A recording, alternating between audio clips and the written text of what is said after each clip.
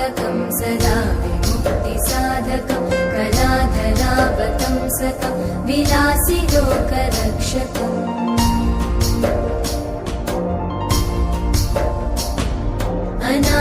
अनायकैकनायकं विनाशिते भदैत्यकं नताशुभाशुनाशकं नमामि तं विनायकम्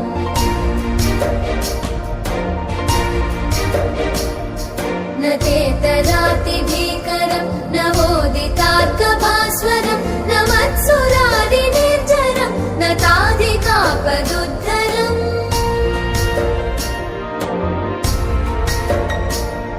सुरेश्वरं निधीश्वरं गजेश्वरं गणेश्वरं महेश्वरं तमाश्रये परात्परं निरन्तरम्